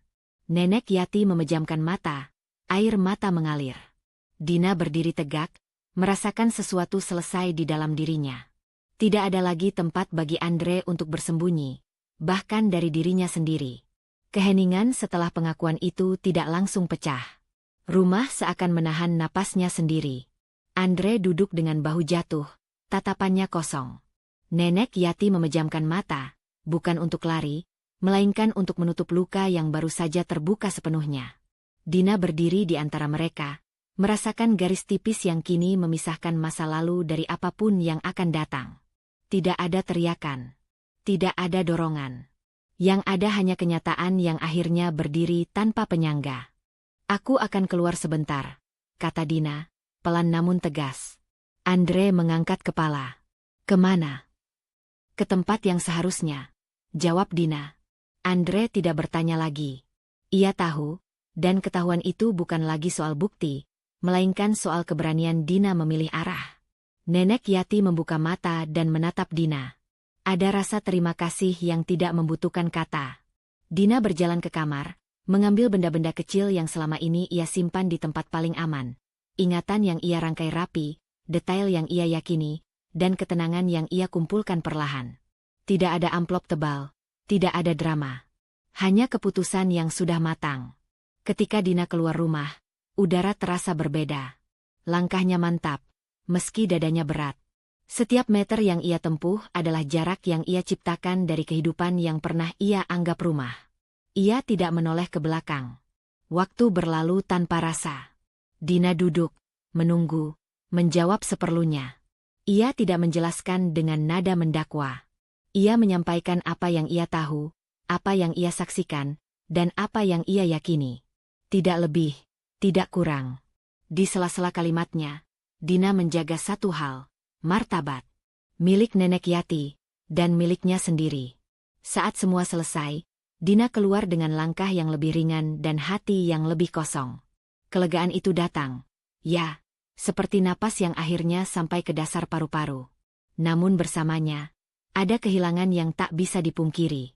Kehilangan seseorang yang pernah ia cintai, dan kehidupan yang pernah ia rawat dengan sungguh-sungguh. Sore menjelang ketika Dina kembali ke rumah. Andre duduk di tempat yang sama. Ia menatap Dina tanpa bertanya. Tidak ada lagi ruang untuk tawar-menawar. Aku sudah menyerahkan semuanya, kata Dina. Andre mengangguk pelan. Aku tahu. Nenek Yati memanggil Dina dengan suara lemah. Dina mendekat, duduk di sisi ranjang. Tangan mereka bertaut, hangat dan nyata. Terima kasih, kata Nenek Yati. Dina menggeleng. Ini bukan tentang terima kasih. Nenek Yati tersenyum tipis. Ini tentang memilih. Dina mengangguk. Ia menoleh ke arah Andre. Ada rasa iba yang muncul tanpa diminta, namun tidak mengaburkan batas. Ia tidak datang untuk menghibur, juga tidak untuk menghukum. Keputusan itu sudah ia serahkan ke tempatnya. Malam turun dengan lembut. Andre berdiri, mengambil jaketnya. Ia berhenti di ambang pintu, menoleh sekali lagi. Aku minta maaf, katanya, suara serak. Dina menjawab tenang. Aku tahu. Andre pergi. Pintu tertutup tanpa suara keras. Rumah tidak runtuh, tidak juga menjadi sunyi total. Ia hanya berubah. Dina duduk di ruang tengah, memandang lampu yang menyala stabil. Di dalam dadanya, kelegaan dan kehilangan berdampingan, tidak saling meniadakan. Ia merasakan duka atas apa yang berakhir, dan ketenangan atas pilihan yang tepat. Untuk pertama kalinya setelah sekian lama, Dina tahu ia tidak lagi menahan apapun. Pagi datang dengan cahaya yang tidak tergesa. Dina membuka jendela dan membiarkan udara masuk, tidak sekadar mengganti pengap, tetapi juga menghapus sisa-sisa ketegangan yang lama bertahan di sudut-sudut rumah. Tidak ada langkah kaki Andre. Tidak ada suara pintu yang ditutup terlalu hati-hati. Keheningan kali ini tidak mengancam. Ia sekadar ada, lapang dan jujur. Dina menyiapkan sarapan dengan gerakan sederhana. Ia tidak lagi mengatur nada langkahnya, tidak lagi mengukur volume suara. Cangkir diletakkan di meja tanpa ragu. Saat ia memanggil Nenek Yati, suaranya terdengar lebih bulat, lebih utuh. Nenek Yati sudah duduk, selimut terlipat rapi. Wajahnya masih menyimpan kelelahan, namun matanya tidak lagi waspada. Ada ruang di sana, seperti halaman yang dibersihkan dari semak. Kita pelan-pelan, kata Dina sambil menyodorkan teh. Nenek Yati mengangguk. Pelan itu cukup. Mereka sarapan tanpa banyak bicara. Diam yang terjadi tidak lagi menekan. Dina memperhatikan detail kecil yang dulu terlewat. Cara Nenek Yati mengaduk gula. Bagaimana ia berhenti sejenak sebelum menyesap. Setiap gerak terasa dipilih, bukan dipaksakan. Hari-hari berikutnya membentuk ritme baru. Dina mengatur ulang rumah, bukan untuk menghapus masa lalu, melainkan untuk memberi tempat bagi kenyataan. Lemari ruang belakang dibuka. Gembok kecil dilepas.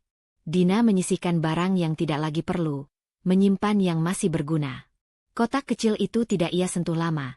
Ia menaruhnya di tempat yang aman, bukan sebagai ancaman, melainkan sebagai pengingat bahwa kebenaran tidak harus disembunyikan. Nenek Yati lebih sering duduk dekat jendela.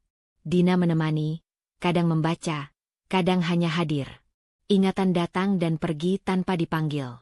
Jika Nenek Yati berbicara, Dina mendengarkan. Jika ia diam, Dina menghormati. Tidak ada lagi kebutuhan untuk menyaring kata.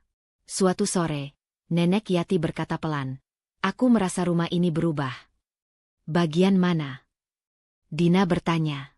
"Udara," jawab Nenek Yati. "Lebih ringan." Dina tersenyum kecil. Ia tahu itu bukan sekadar udara. Itu adalah kejujuran yang tidak lagi ditahan. Dina mulai merawat dirinya sendiri dengan cara-cara kecil. Ia berjalan pagi, menyiram tanaman, menulis daftar sederhana tentang hal-hal yang ingin ia jaga. Tidur cukup, makan teratur, bicara jujur. Tidak ada target besar. Hanya komitmen untuk tidak mengabaikan diri sendiri. Di malam hari, Dina duduk di ruang tengah dengan lampu yang tidak terlalu terang. Ia memikirkan perjalanan yang telah dilaluinya, bagaimana diam pernah terasa aman, lalu berubah menjadi beban. Ia tidak menyalahkan dirinya sendiri. Ia mengakui ketakutan itu sebagai bagian dari proses, bukan kegagalan. Nenek Yati mendekat dengan kursi rodanya. "Aku menyesal," katanya suatu malam. "Aku meminta kamu terlibat." Dina menggeleng. "Aku memilih." Nenek Yati menatapnya, mata berkaca. "Kamu kuat." Dina tersenyum. "Aku belajar." Belajar bahwa kebenaran tidak selalu datang dengan suara keras. Bahwa keberanian bisa berupa langkah kecil yang konsisten. Bahwa kehilangan dan kelegaan bisa hadir bersamaan tanpa saling meniadakan. Rumah itu kini menyimpan jejak yang tidak disapu habis. Dina tidak ingin lupa. Ia ingin ingat dengan cara yang sehat. Tanpa ketakutan, tanpa pengingkaran. Setiap ruangan kembali menjadi apa adanya. Tempat tinggal, bukan panggung kendali. Suatu pagi, Dina berdiri di ambang pintu, memandang halaman. Ia merasakan kesedihan yang lembut, tidak menusuk. Ia juga merasakan harapan yang tidak berisik. Hidup baru tidak datang dengan janji berlebihan. Ia datang dengan kesempatan untuk jujur, setiap hari. Dina menutup pintu, bukan untuk mengurung, melainkan untuk menjaga. Di dalam rumah yang akhirnya jujur, ia berjalan dengan langkah tenang, membiarkan masa depan terbuka tanpa perlu dipaksa. Cerita ini mengingatkan kita bahwa luka terbesar sering lahir bukan dari niat jahat, melainkan dari pilihan yang salah saat takut dan ingin mengendalikan keadaan. Diam demi menjaga kedamaian, seringkali justru memperpanjang penderitaan. Keberanian tidak selalu berupa perlawanan keras. Kadang ia hadir sebagai kejujuran, kesabaran, dan keputusan untuk berpihak pada kebenaran, meski itu berarti kehilangan sesuatu yang kita cintai. Jika suatu hari kalian berada di posisi harus memilih antara menjaga citra atau menjaga nurani, ingatlah. Kebenaran mungkin menyakitkan di awal, tetapi hanya kejujuran yang memberi ruang untuk pulih dan melanjutkan hidup dengan tenang. Terima kasih sudah menyimak kisah ini sampai akhir. Semoga cerita ini bisa menemani, menguatkan, dan menjadi pengingat bahwa setiap orang berhak atas hidup yang jujur dan aman. Jaga hati, jaga nurani, dan sampai jumpa di cerita berikutnya. Berikut adalah hoax awal pembuka untuk cerita ini berbentuk satu kalimat 3 baris. Aku mengira rumah ini aman. Sampai nenek suamiku yang lumpuh berbisik meminta balas dendam. Dan aku sadar, kejahatan itu tinggal satu atap denganku.